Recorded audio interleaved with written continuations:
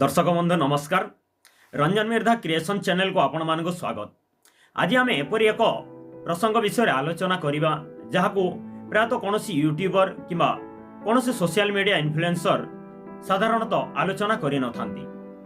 तेणु भिडियोटी को शेष पर्यंत देखा अनुरोध, जहा फल आपण माने आपण मानक सुचिंतित मतामत प्रदान करिवे। प्रसंगटी हेउछि ओडिया चलचित्र शिल्प आज जो दयनीय परिस्थिति रे पहुंची से सबुर कौन सब कारण रही एवं से गुड़िक कौन सब समाधान बाहरी पारिबो से विषय आम आलोचना करिबा।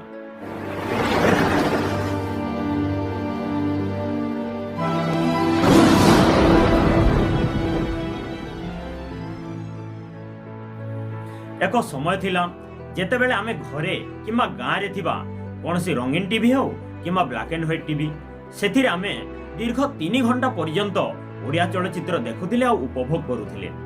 एही दृश्य को 80-90 दशक रे किंबा 2001 मसिया ठारू 2010 मसिया पर्यंत जे मानकर पिलादिन कटिजे से माने निश्चय मने पकई पारुथिले। सेतेबेले सबु गाँ गुडी करे इलेक्ट्रिसिटी रो व्यवस्था भी नथिला।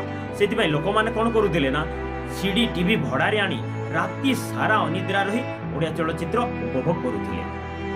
कोनोसी नुआ ओडिया चलचित्र मुक्ति लाभ करुथिबार खबर कागज पृष्ठारे प्रकाश पाइले ताकू देखिबा पाई आम मानक मनरे उत्साह भरी उठुथिला। ओडिसा रो एमिति कोनोसी शहर किंबा सिनेमा हॉल नाही जेउठारे ओडिया चलचित्र प्रदर्शित हेउ नथिला। बस स्टैंड, रेलवे स्टेशन, शहरर जनगहलीपूर्ण छक सबु स्थान रे ओडिया चलचित्रर पोस्टर, ओडिया चलचित्रर एक स्वर्णिम अध्याय चलिथिला। से समयर दिग्गज कलाकार श्रीराम पंडा, उत्तम महांती, विजय महांती, हर पट्टनायक, राय मोहन, अपराजिता, महाश्वेता, जयराम सामल, ब्रज भाई एवं आहरी अनेक एमानकर समस्तंकर जीवंत अभिनय ओडिया दर्शकों को बांधि रखुथिला।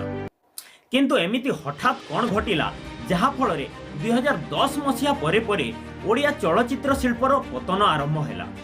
ओडिया दर्शकों ओडिया सिनेमा प्रति थिबा भल पाइबा, ओडिया सिनेमा प्रति थिबा तांकर जो आग्रह धीरे धीरे कमिबाकू लागिला। आगरु जो सिनेमा हॉल गुड़िक हाउसफुल चली से गुड़िक एबे पूरा खाली। आउ ओडिया सिनेमा हॉल मालिक माने मध्य ओडिया सिनेमा को स्थान देवा पाई कुंठित हेले। धीरे धीरे ओडिया चलचित्र शिल्प आसी आज एमिति एक दयनीय परिस्थिति रे पहुंची। सोशल मीडिया रे लोक माने ओडिया सिनेमा प्रयोजक, निर्देशक, अभिनेता समस्त को समालोचना करिबारे लागिछन्ति। ओडिया चलचित्र शिल्प पुणी थरे तार लोकप्रियता हासिल करि पारिबो कि नाही ता तो समय कहिबो।